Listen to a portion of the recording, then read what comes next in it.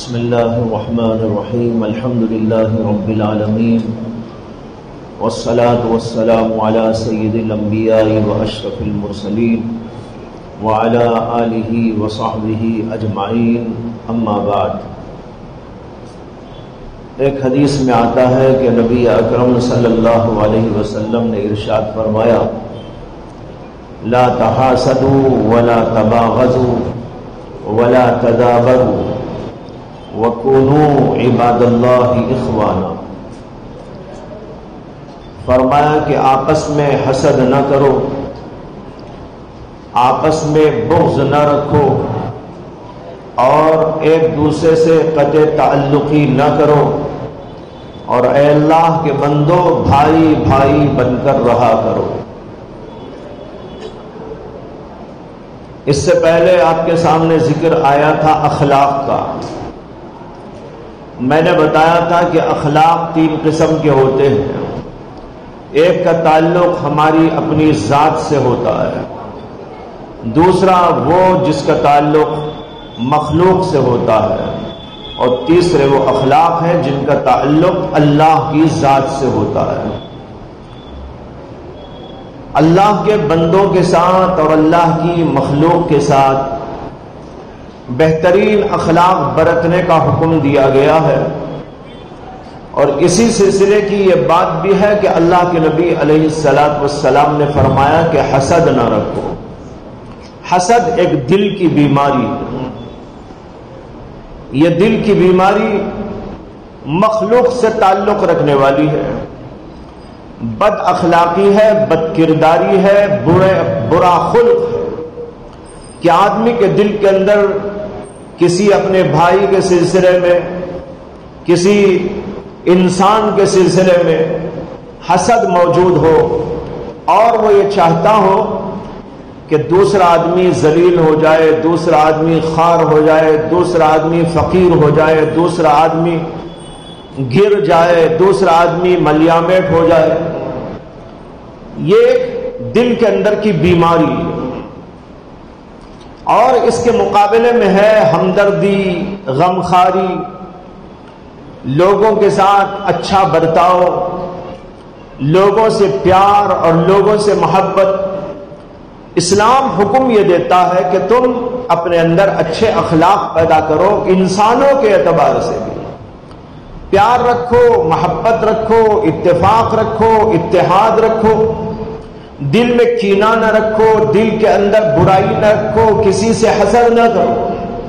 یہی اس حدیث کے اندر فرمایا لا تحاسدوا ولا تباغضوا ولا تدابروا، حسد نہ رکھو ایک دوسرے کے ساتھ، اور اسی طرح بغض نہ رکھو جس کو ہم کہتے ہیں کینہ رکھنا، اور فرمایا لا تدابروا۔ جب آدمی میں حسد آ جاتا ہے اور اسی طرح کینہ آ جاتا ہے تو اس کا نتیجہ یہ ہوتا ہے کہ آپس کے اندر ملاپ ہونے کے بجائے ان کے اندر کٹاف ہو جاتا ہے، بے تعلقی بڑھتی چلی جاتی ہے۔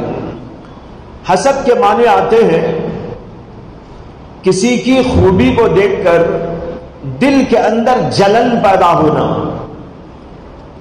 اور اس بات کی تمنا اور آرزو کرنا کہ اس کی وہ خوبی اور وہ بھلائی چھن جائے۔ مثال کے طور پر کسی کا مال دیکھا کہ وہ بڑا مالدار ہے، دل کے اندر حسد پیدا ہو گیا، جلن پیدا ہو گیا کہ یہ آدمی مالدار کیوں ہے، اور دل میں تمنا کرتا ہے کہ یہ آدمی فقیر ہو جائے، اس کا مال کسی طرح چھن جائے، ڈاکو آ جائے چھین کے لے جائے، یا اور کوئی ریڈ اس کے اوپر پڑ جائے اور یہ فقیر ہو جائے۔ دل کے اندر یہ جو جذبہ یا اس طرح کا جلن پیدا ہوتا ہے اسی کا نام ہے حسد کی بیماری۔ یہ انتہائی خطرناک بیماری ہے۔ نبی اکرم صلی اللہ علیہ وسلم نے ایک موقع پر فرمایا ان الحسد یأکل الحسنات کما تأکل النار الحطب۔ حسد کی بیماری نیکیوں کو اس طرح کھا کر خاکستر کر دیتی ہے جس طریقے پر کہ آگ لکڑی کو کھا جاتی ہے۔ ہم سب جانتے ہیں کہ اگر آگ ہو اور اس کے اندر لکڑی ڈال دی جائے نتیجہ کیا ہوگا؟ 2 منٹ میں، 4 منٹ میں، 5 منٹ میں، یا کم سے کم 10 منٹ میں، 20 منٹ میں وہ لکڑی کا کندہ جل کر خاک ہو جائے۔ اسی طریقے پر جس آدمی کے دل کے اندر لوگوں سے حسد کی بیماری ہو تو اس کی نیکیوں کو اس کا حسد کھاتا رہتا ہے، جلاتا رہتا ہے، یہاں تک کہ خاک بنا دیتا ہے۔ اور جب قیامت میں جائے گا یہ سوچ کر جائے گا میں نے تو نمازیں بہت پڑھی تھی، میں نے تو بہت روزے رکھے تھے، میں نے تو بڑے صدقات خیرات کیے تھے، میں نے حجوں پر حج کیا تھا، میں نے بہت سارے عمرے کیے تھے، میں نے ذکر کیا تھا، فلاں اور فلاں نیکیاں کی تھی، لیکن اسی کے ساتھ حسد اس کے اندر تھا تو اس کا حسد اس کی نیکیوں کو کھا کھا کر ختم کر دیتا ہے، یہاں تک کہ قیامت کے میدان میں جاتا ہے تو اس کے پاس نیکیاں بالکل نہیں رہتی۔ یہ ہے اس حدیث پاک کا مطلب کہ حسد نیکیوں کو اس طرح کھا جاتا ہے جس طریقے پر آگ لکڑی کو کھا جاتی ہے۔ یہاں پر ایک بات سمجھ لیں، ایک ہوتا ہے رشک اور ایک ہوتا ہے حسد۔ رشک کرنا جائز ہے، اس کو عربی میں کہتے ہیں حسرت۔ حسرت کرنا جائز ہے، لیکن حسد کرنا ناجائز ہے۔ حسد کے معنی تو میں نے ابھی آپ کو بتایا، کسی کی کوئی اچھائی دیکھ کر، کسی کا کوئی کمال دیکھ کر، مال دیکھ کر، دولت دیکھ کر، حسن دیکھ کر، علم دیکھ کر، یا اور کوئی عہدہ دیکھ کر، منصب دیکھ کر، اس کی بلڈنگ دیکھ کر، اس کی چیزوں کو دیکھ کر، کسی کی کار کو دیکھ کر، کسی کے بنگلے کو دیکھ کر آدمی کے دل کے اندر یہ پیدا ہو جائے کہ اس کو کیوں دیا اللہ نے، یہ چھن جائے، یہ فقیر ہو جائے، ملیامت ہو جائے، برباد ہو جائے۔ اگر یہ برباد ہو جائے گا تو مجھے بہت خوشی ہو جائے گی۔ یہ ہے حسد کی بیماری، یہ حرام۔ اور دوسرا ہے رشک اور حسرت۔ اس کا معنی یہ ہے کہ کسی کے اندر کے کسی کمال کو دیکھ کر یہ خواہش کرنا کہ اللہ مجھے بھی ایسا کر دے، مجھے بھی ایسی چیز عطا فرما دے۔ مال کو دیکھ کر کسی کے خواہش کیا اللہ مجھے بھی مال دے تو بہت اچھا ہے، کسی کے علم کو دیکھ کر خواہش کیا کہ اللہ مجھے علم دے تو بہت اچھا ہے۔ یہ ناجائز نہیں ہے، یہ جائز ہے۔ اسے کہ اس میں دوسرے سے حسد نہیں ہے، اس میں تو صرف یہ ہے کہ خود کے لیے طلب کر رہا ہے، خود کے لیے حسرت کر رہا ہے، اے کاش کہ مجھے بھی مال مل جائے، اے کاش کہ مجھے علم مل جائے، اے کاش کہ مجھے عہدہ مل جائے، اے کاش کہ مجھے فلاں چیز مل جائے۔ اس طرح اگر دل کے اندر خیال جماتا ہے یہ جائز ہے۔ لیکن اس میں بھی ایک بات یاد رکھیں کہ دنیا میں بہت سی چیز ہیں جس کے اوپر رشک کر سکتے ہیں آپ، مال کو دیکھ کر، جائیداد کو دیکھ کر، عہدوں کو دیکھ کر، منصبوں کو دیکھ کر، بہت سی دنیا کی چیزوں کو دیکھ کر آدمی اگر یہ حسرت کرتا ہے، رشک کرتا ہے کہ اللہ مجھے بھی ایسا دے دے تو کتنا اچھا ہے، یہ جائز تو ہے، لیکن ہر قسم کی چیز کے اوپر رشک کرنا بھی مناسب بات نہیں ہے۔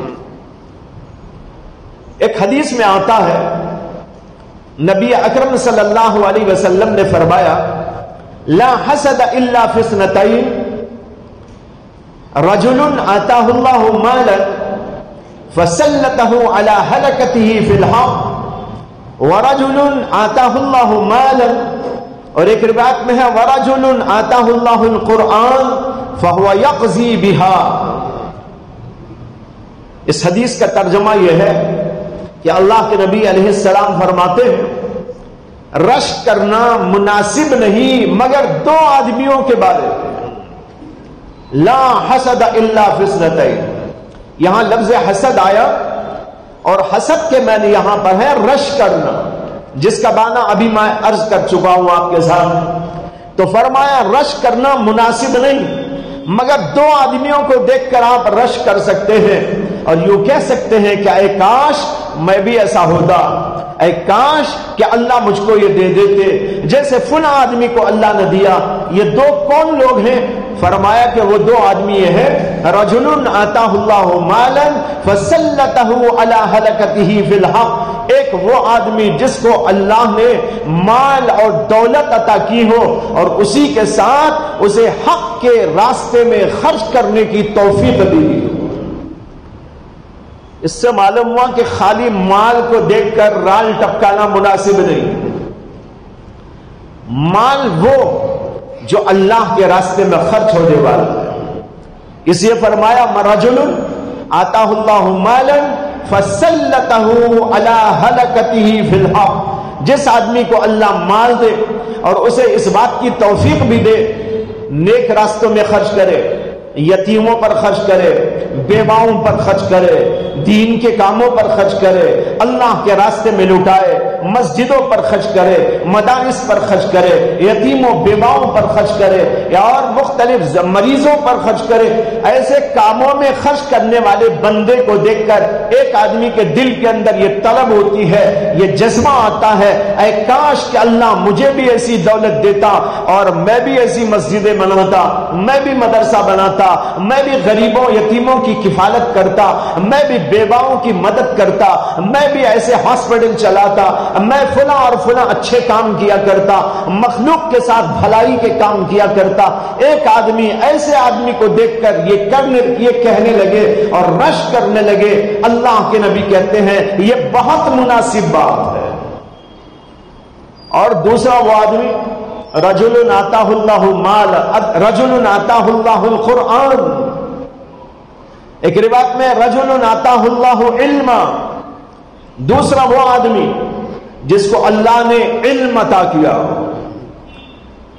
یا جس کو اللہ نے قرآن کا علم عطا کیا اور وہ دن اور رات اللہ کے دین کی اشاعت، اللہ کے دین کی خدمت، اللہ کے دین کو پھیلانے کے کاموں میں لگا ہوا ہے۔ وَهُوَ يَقْضِي بِهَا، وہ اسی کے سلسلے میں لگا ہوا اور دن رات محنت کر رہا ہو، اور اس کو دیکھ کر ایک آدمی کے دل میں خواہش پیدا ہوتی ہے، اے کاش کہ مجھے بھی ایسا علم حاصل ہوتا، مجھے قرآن کا عالم بنا دیا جاتا، مجھے بھی مفسر بنا دیا جاتا، مجھے محدث بنا دیا جاتا، مجھے فقیہ بنا دیا جاتا اور میں بھی دین کے ایسے ایسے کام کیا کرتا، دین کے شعبوں کی خدمت کیا کرتا۔ اگر کوئی آدمی ان کو دیکھ کر اس طرح کی بات دل میں لاتا ہے، اللہ کے نبی کہتے بجا ہے، اس طرح ہونا چاہیے۔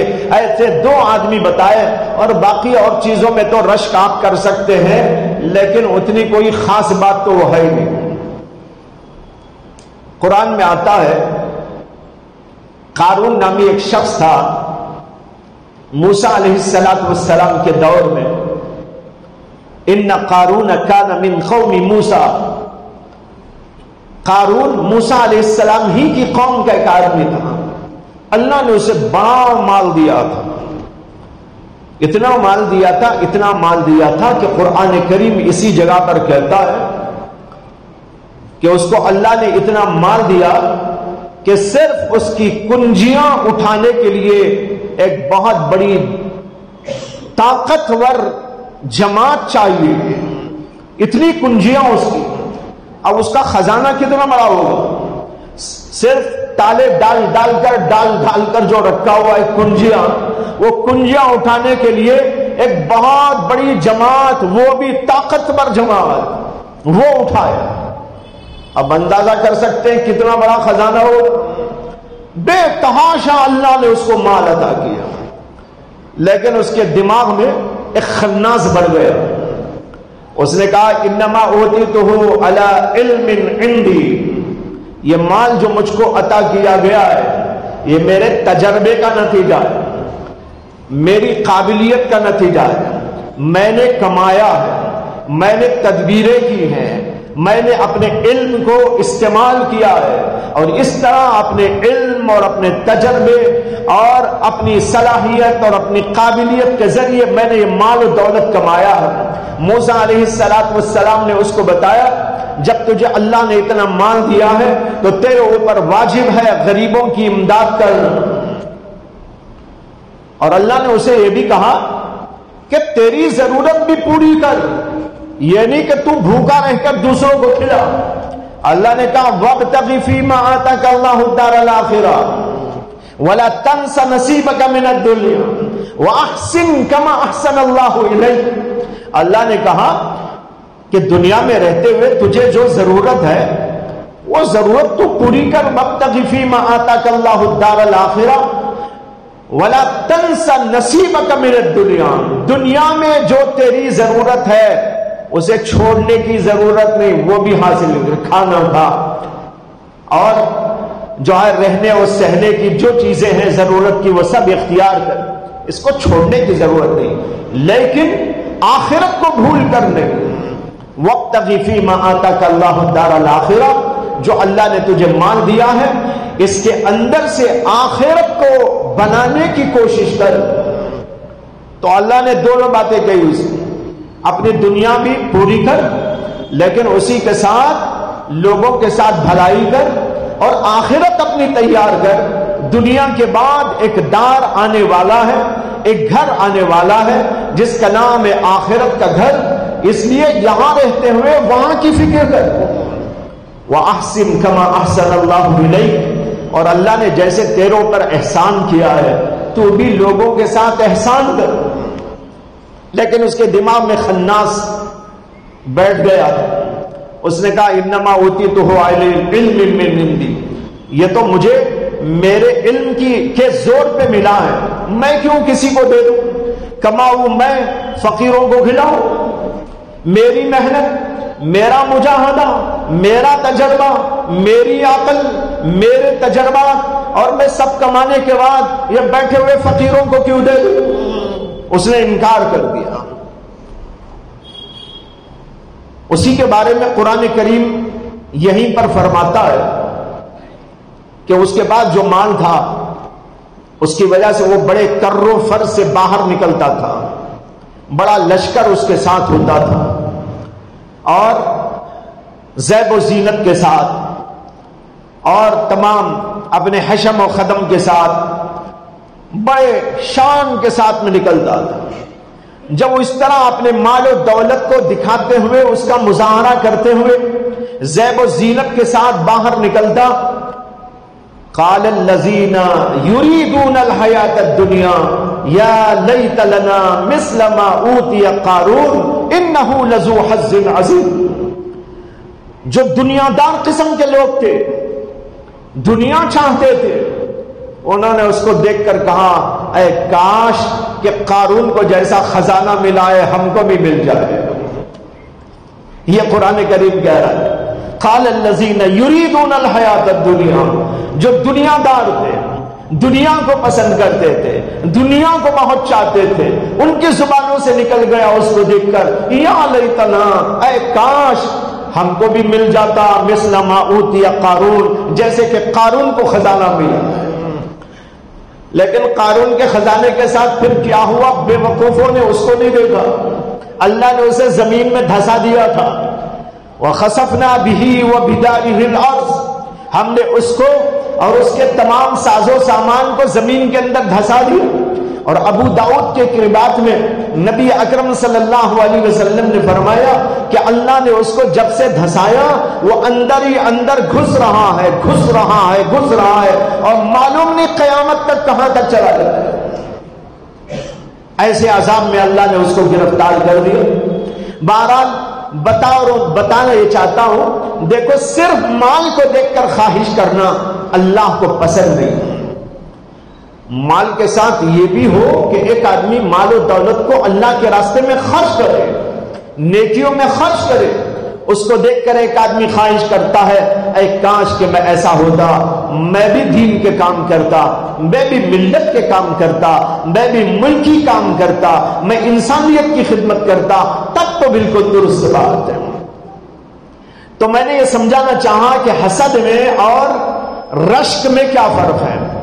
رشک تو آپ کر سکتے ہیں کسی بھی چیز پر، لیکن بہتر یہ ہے کہ یا تو ایسے پر رشک کرے جو مال و دولت لے کر اللہ کے راستے میں خرچ کر رہا ہو، یا کسی عالم دین کو دیکھ کر رشک کرے کہ اللہ نے جیسے اس کو علم دیا مجھ کو بھی ایسا عالم بناتا، میں بھی قرآن کا، حدیث کا، تفسیر کا اور فقہ کا عالم ہوتا اور دین کی خدمت کرتا۔ ان دو کے بارے میں اللہ کے نبی نے کہا ان دو کے سوا کسی اور کے بارے میں رشک کرنا مناسب نہیں۔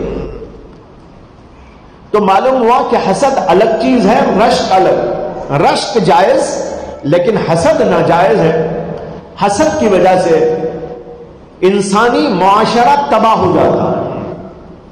جب انسان حسد کرنے پہ آتا ہے تو پھر کبھی جادو منتر بھی کرنے لگتا ہے، حسد کی وجہ سے اس کا مال چھین لوں، اس کو برباد کر ڈالوں، اس کے پیچھے پڑ جاتا ہے، دشمنوں کو لگا دیتا ہے، مار پیٹ پہ نوبت لاتا ہے، کسی اور کو اس کے پیچھے چھوڑ کر اس کے مال کو برباد کرنے اور اس کی خوبی اور کمالات کو چھیننے کی کوشش کرتا ہے۔ قرآن مجید کے اندر آخری جو دو صورتیں ہیں ان میں سے ایک صورت ہے سورۃ الفلق۔ سورۃ الفلق کے اندر حسد کا بیان آیا ہے۔ اللہ تعالیٰ نے کہا قل اعوذ برب الفلق من شر ما خلق ومن شر غاسق اذا وقب ومن شر النفاثات في العقد ومن شر حاسد اذا حسد۔ اللہ تعالیٰ کہتے ہیں نبی اکرم صلی اللہ علیہ وسلم کو اور آپ کے واسطے سے ہم کو اور آپ کو اور سب کو کہ یہ دعا کیا کرو، یہ دعا پڑھا کرو۔ کیا دعا؟ اعوذ برب الفلق، میں پناہ لیتا ہوں رب الفلق کی، یعنی صبح کو پیدا کرنے والے رب کی، اس کی میں پناہ لیتا ہوں، اللہ کی پناہ۔ اعوذ برب الفلق، کس سے پناہ؟ فرمایا من شر ما خلق، اللہ نے جو بھی چیزیں پیدا کی ان کے شر سے میں پناہ چاہتا ہوں۔ چیزوں کے اندر شر ہو اس سے پناہ مانگی گئی، جو بھی چیز ہو اگر اس کے اندر کوئی شر موجود ہے اللہ سے پناہ مانگو، اللہ اس کے شر سے ہمیں بچائے، دن کے شر سے بچائے، رات کے شر سے بچائے، جانوروں کے شر سے بچائے، جنات کے شر سے بچائے، شیطانوں کے شر سے بچائے، چوروں ڈاکوؤں کے شر سے بچائے، اپنوں کے شر سے بچائے، غیروں کے شر سے بچائے۔ جتنی بھی مخلوق ہے اس کے اندر کوئی شر کا پہلو ہے تو اس سے پناہ مانگنے کی تعلیم دی گئی۔ اعوذ برب الفلق من شر ما خلق ومن شر غاسق اذا وقب، اور میں پناہ چاہتا ہوں چاند کی پناہ۔ غاسق کے معنی ہے چاند، ومن شر غاسق، چاند کے شر سے پناہ چاہتا ہوں جب وہ اچھی طرح نکل آئے۔ اور بعض علماء نے اس کا ترجمہ کیا ہے غاسق کا کہ اس سے مراد ہے رات، ومن شر غاسق، میں رات کی پناہ لیتا ہوں۔ اور اکثر علماء نے اس کا یہی مطلب اچھا سمجھا ہے کہ اس کے معنی ہے رات، میں رات کی پناہ لیتا ہوں جب رات اچھی طرح چھا جاتی ہے۔ جب رات شروع ہوتی ہے نا، مغرب میں شروع ہوتی ہے، اس وقت تھوڑا تھوڑا اجالا رہتا ہے، اور پھر اس کے بعد جب رات آگے بڑھتی ہے اندھیری گہری ہونی شروع ہو جاتی ہے۔ اب دیکھو کتنا گہرا اندھیرا چھا گیا۔ اب اور آگے بڑھے گا، رات کے جب 12 بجیں گے تو اس وقت میں اور زیادہ اندھیری چھا جائے گی، اور جتنی رات آگے بڑھتی جاتی ہے اسی طریقے پر ڈراؤنا پن آ جاتا ہے، اسی طریقے پر ویرانہ پن چھا جاتا ہے، اسی طور پر خطرناکی چھاتی نظر آتی ہے۔ اور چونکہ راتوں میں بہت سارے جنات باہر نکلتے ہیں، راتوں میں شیاطین کی پھیریاں ہونے لگتی ہیں، بہت سارے جانور بھی راتوں میں نکلا کرتے ہیں، اور اسی طریقے پر چور نکلتے ہیں تو راتوں میں نکلتے ہیں، ڈاکو باہر آتے ہیں تو راتوں میں باہر آتے ہیں۔ اسی طریقے پر جادو منتر کرنے والے جو ہوتے ہیں وہ اکثر جادو منتر کا عمل رات میں بیٹھ کر کیا کرتے ہیں۔ اسی اللہ نے کہا پناہ لو ساری مخلوق سے، ساری مخلوق میں جو بھی شر والی چیز ہے اس سے پناہ، اور رات کی پناہ جب رات چھا جائے، اسے کہ رات کے اندر بہت سارے فتنے، بہت ساری برائیاں ظاہر ہونے لگتی ہیں۔ اور پھر اس کے بعد میں فرمایا وَمِن شَرِّ النَّفَّاثَاتِ فِي الْعُقَدِ، اور میں پناہ لیتا ہوں اللہ کی ان جادوگرنیوں سے۔ نفاسات اس کا ترجمہ کیا پھونک مارنے والیاں، مراد جادوگرنیاں، جادوگروں اور جادوگرنیوں کی میں پناہ لیتا ہوں جو پھونک مارتی ہیں گھانٹیوں میں۔ النفاسات فی العقد، عقد کے معنی گھانٹیاں، کچھ دھاگے اٹھاتے اور اس کو گانٹھ لگا کر منتر پڑھ کر اس کو گانٹھی لگاتے ہیں، یا یہ کہ بالوں کو لے کر بالوں میں گانٹھیاں لگا کر اس کے اندر منتر پڑھ دیتے ہیں۔ یہ جادوگرنیاں اور جادوگر لوگ اللہ نے اس لیے کہا وَمِن شَرِّ النَّفَّاثَاتِ فِي الْعُقَدِ، جادوگرنیوں کی پناہ لیتا ہو جو پھونک مار کر گھانٹیوں میں جادو کرتے ہیں۔ اس سے معلوم ہوا جادو بھی حق ہے۔ بہت سارے لوگ سمجھتے ہیں جادو وادو کچھ نہیں۔ ارے بھائی جادو اگر کچھ نہیں تو یہ قرآن میں آیت کیوں آتی؟ اسی طرح اور جگہ بھی قرآن میں جادو کا ذکر ہے، اور تفصیل کے ساتھ جو ہے اللہ نے بعض جگہ کلام کیا ہے۔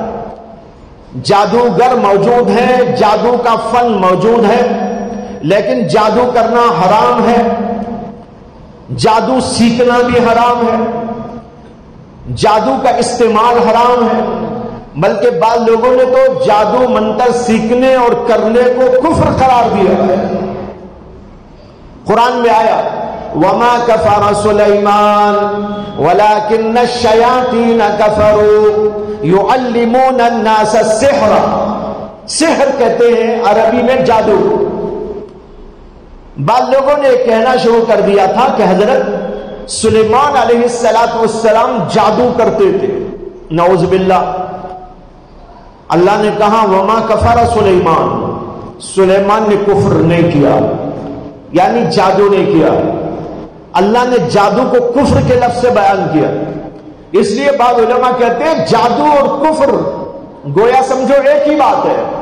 اگر کوئی جادو کرتا ہے، جادو سیکھتا ہے، جادو کے عمل سے تعلق رکھتا ہے، تو گویا کہ وہ کفر والی حرکت کرتا ہے۔ اس لیے اللہ نے جادو کی جگہ لفظ کفر کو استعمال کیا اور کہا وما کفر سلیمان، سلیمان علیہ السلام نے جادو نہیں کیا تھا، ولکن الشیاطین کفروا، بلکہ شیطانوں نے جادو کیا تھا۔ یعلمون الناس السحر، یہ شیطان لوگ جادو سکھاتے تھے لوگوں کو، یہ ہے قرآن کریم کے اندر آیا۔ تو معلوم ہوا جادو ہوتا ہے۔ حضرت موسیٰ کے قصے میں بھی جادو کا ذکر آیا ہے، اس سے پہلے میں نے ذکر کیا تھا۔ بہرحال جادو ہوتا ہے۔ ہمارے نبی علیہ السلام پر بھی بعض لوگوں نے جادو کر دیا تھا، یہودیوں، اور یہ آیتیں اللہ کے نبی ہی کے سلسلے میں نازل ہوئی جب آپ پر جادو کیا گیا۔ اور ایک تھا یہودی بڑا ہی خبیث قسم کا، اور اس کی بیٹیاں تھیں، ان کو اس نے جادو سکھا رکھا تھا، اور وہ حضور اقدس صلی اللہ علیہ وسلم پر جادو کر گیا اپنی بیٹیوں کو لے کر۔ اسی لیے یہاں نفاسات یعنی جادوگرنیاں اللہ نے کہا، اس لیے کہ اس سے مراد اس یہودی آدمی کی بیٹیاں ہیں جنہوں نے حضور اقدس صلی اللہ علیہ وسلم پر جادو کر دیا تھا۔ تو بہرحال جادو ہوتا ہے، اس کی وجہ سے کچھ تکلیف پریشانی وغیرہ ہو جاتی ہے۔ اگر اس صورت کا ورد معمولاً کوئی رکھے انشاءاللہ اس کے اوپر جادو نہیں ہوگا۔ یہ جادو ہی کے لیے آیتیں آئی، حضور کا جادو اتارنے کے لیے یہ آیت اللہ نے نازل فرمائی۔ تو کہا وَمِن شَرِّ النَّفَّاثَاتِ فِي الْعُقَدِ، آگے ہے وَمِن شَرِّ حَاسِدٍ إِذَا حَسَدَ، اور میں حسد کرنے والے کے حسد سے بھی پناہ لیتا ہوں جب وہ حسد کرنے پہ تل جاتا ہے۔ جب حسد کرنے والا حسد پہ تل جاتا ہے تو کبھی جادو منتر بھی کر دیتا ہے، کبھی اور کسی چیز سے لوگوں کو پریشان کرنے کی کوشش کرتا ہے، مقدمے بازیاں شروع کر دیتا ہے، جھوٹ موٹ باتیں پھیلانا شروع کر دیتا ہے، الٹے سیدھے دعوے کرنا شروع کر دیتا ہے تاکہ لوگوں کو بدنام کروں، لوگوں کا مال لوٹ لوں، لوگوں کے ساتھ برا کام کرو، اس کے لیے سب کچھ کرنے تیار ہو جاتا ہے۔ اس لیے بھائیوں اس لیے یہ حسد بہت ہی قبیح ترین اور بدترین بیماری ہے۔ جادو اسی کی وجہ سے لوگ کرتے ہیں، اسی لیے اللہ نے ایک کے بعد دوسرے کا ذکر کیا۔ جب آدمی میں حسد آتا ہے تو حسد سے جادو بھی کرنے لگتا ہے اور تکلیف پہنچانے کی کوشش کرتا ہے۔ اگر ہمارے اندر حسد کی بیماری ہے تو ہم کو چاہیے کہ اس بیماری سے ہم توبہ کریں، پھر اسے نکالیں۔ کیسے نکالیں حسد کی بیماری کو؟ حسد کی بیماری کو نکالنے کا ایک علاج تو یہ ہے کہ اللہ سے دعا کرو کہ اللہ میرے اندر سے حسد کی بیماری کو نکال۔ دوسرا طریقہ یہ ہے کہ جس کے ساتھ حسد ہو گیا ہے اس کو ذرا تحفہ دینا شروع کر ڈالو اور اس کے حق میں دعائیں دینا شروع کر ڈالو۔ دل میں آپ کے جلن ہو رہی ہے، اللہ اس کا مال چھین لے، اور آپ دعا میں بیٹھ کر اللہ سے یوں کہیں، اللہ آپ سے التجا کرتا ہوں، آپ سے درخواست کرتا ہوں، بہت ہی گڑ گڑا کر درخواست کرتا ہوں، فلاں آدمی کے مال کو بڑھا دیجیے گا۔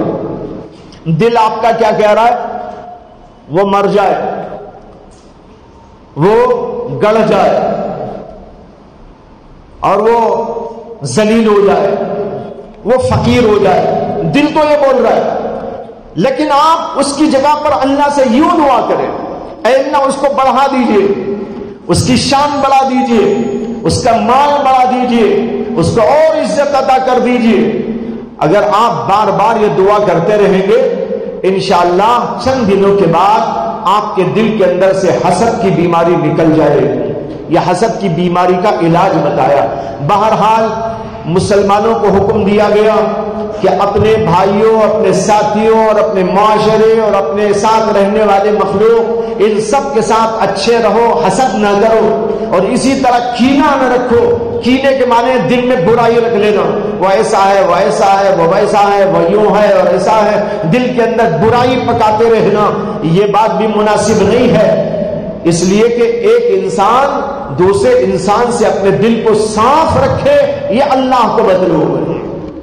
ایک حدیث میں آتا ہے کہ ایک صحابی کو حضور اقدس صلی اللہ علیہ وسلم نے اپنی مجلس کے اندر، صحابہ بیٹھے ہوئے تھے، اللہ کے نبی صلی اللہ علیہ وسلم نے فرمایا کہ ابھی ایک صحابی آنے والے ہیں جو جنتی ہیں، جس آدمی کو جنتی کو دیکھنے کا شوق ہو وہ ان کو دیکھ لے۔ کچھ دیر کے بعد ایک صحابی آئے اور آئے، وہ مجلس کے اندر بیٹھ گئے، لوگوں نے ان کو دیکھا، اس کے بعد مجلس ہو گئی، سارے لوگ چلے گئے۔ دوسرا دن اللہ کے نبی کی مجلس کے اندر صحابہ بیٹھے ہوئے ہیں، اللہ کے نبی دوبارہ یہی فرماتے ہیں کہ ابھی ایک صحابی آنے والے ہیں اور وہ جنتی ہیں، جو آدمی یہ شوق رکھتا ہے کسی جنتی کو دیکھنے کا ان کو دیکھ لے۔ کچھ دیر کے بعد صحابی آئے، وہی صحابی جو کل والے۔ تیسرے دن بھی ایسے ہی واقعہ ہوا۔ 3 دنوں تک اللہ کے نبی نے ان کے بارے میں فرمایا کہ ایک صحابی آنے والے ہیں اور وہ جنتی ہیں، جو آدمی جنتی کو دیکھنا چاہتا ہو ان کو دیکھ لے۔ ایک صحابی کے دل میں آیا کہ ان صحابی کا عمل کیا ہے جس کی وجہ سے اللہ کے نبی نے ان کے بارے میں دنیا ہی میں بشارت سنائی، دیکھنا چاہیے۔ مجلس ختم ہو گئی تو وہ ایک صحابی اٹھے اور ان صحابی کے پیچھے پیچھے جانے لگے، جا کر مل کر ان کو سلام کیا اور اس کے بعد میں کہا کہ مجھے گھر میں اپنے کوئی پریشانی ہے، میں گھر میں نہیں رہ سکتا، کیا آپ مجھے اس بات کی اجازت دیتے ہیں کہ میں 2-4 دنوں آپ کے ساتھ آپ کے مکان میں رہ جاؤں؟ انہوں نے کہا کوئی مضائقہ نہیں، آئیے، اگر آپ کو اپنے گھر میں کوئی پریشانی ہے میں آپ کو اپنے ساتھ لے جاتا ہوں۔ چنانچہ وہ اپنے ساتھ لے گئے، ان کو کھانا کھلایا، پھر اس کے بعد جب رات ہوئی تو ان کے لیے بیڈ تیار کیا، ایک طرف خود سو گئے، دوسری طرف وہ صحابی سو گئے، اور وہ صحابی رات بھر جاگ کر دیکھتے رہے یہ رات میں کیا عمل کرتے ہیں۔ دیکھا تو کچھ بھی نہیں، سو گئے آرام سے۔ سونے کے بعد تہجد کے وقت میں اٹھے، 2-4 رکعتیں پڑھی، پھر اس کے بعد اذان ہو گئی، نماز فجر پڑھنے کے لیے گئے، پھر اس کے بعد آئے، کچھ کھائے اور پیے، اور پھر وہاں سے نکلے اور اپنے کاروبار کے لیے چلے گئے۔ وہ صحابی بھی ان کے ساتھ جاتے رہے، آتے رہے۔ دیکھا تو کوئی خاص عمل ان کو نظر نہیں آیا۔ دوسرا دن ہوا، اسی طرح آئے اور سو گئے۔ صبح میں 2-4 تہجد کی رکعتیں پڑھ لی، اور پھر اس کے بعد اپنے کاروبار میں لگے رہے۔ فرائض پڑھتے تھے، عام لوگوں کی طرح سنتیں نوافل پڑھتے تھے، اس کے علاوہ کوئی خاص عمل ان کو نظر نہیں آیا جس کی وجہ سے اللہ کے نبی نے ان کے لیے جنت میں بشارت دی ہو۔ 3 دن کے بعد ان صحابی نے ان گھر والے صحابی سے کہا کہ بات یہ ہے کہ میرے گھر میں تو کوئی پرابلم مجھے نہیں تھا، لیکن اللہ کے نبی نے آپ کے سلسلے میں یہ بشارت سنائی تو میرے دل میں آیا میں آپ کا عمل دیکھوں، اس لیے میں نے بہانہ بنا کر آپ کے ساتھ میں رہنا چاہا، اور 3 دن آپ کے ساتھ میں نے گزارا ہے، دن بھی گزارا، رات بھی گزارا۔ میں یہ دیکھنے کی کوشش کرتا رہا آپ کا خاص عمل کیا ہے، کہ آپ پوری رات عبادت کرتے ہیں یا پورا دن روزہ رکھتے ہیں یا اور کوئی خاص انداز کی بات ہے۔ میں نے دیکھا تو کوئی خاص بات تو مجھے نظر نہیں آ رہی ہے، عام لوگوں کی طرح آپ سو جاتے ہیں، دن میں کھاتے پیتے ہیں، بازار جاتے ہیں، کاروبار کرتے ہیں، نمازیں پڑھتے ہیں، سنت نوافل پڑھتے ہیں، اس کے سوا اور کوئی خاص بات مجھ کو نظر نہیں آئی۔ آپ بتائیے کوئی خاص عمل ایسا ہے جس کی وجہ سے اللہ کے نبی نے آپ کے بارے میں بشارت دی؟ انہوں نے کہا بھائی مجھے تو معلوم نہیں، جو تم نے دیکھا وہ تو یہی ہے میرا عمل، البتہ اتنی بات ضرور ہے کہ میرے دل میں کسی مسلمان سے کینہ نہیں، یہ بات ہے۔ پھر ان صحابی نے کہا یہی بات ہے کہ جس کی وجہ سے اللہ کے نبی نے آپ کو بشارت سنائی۔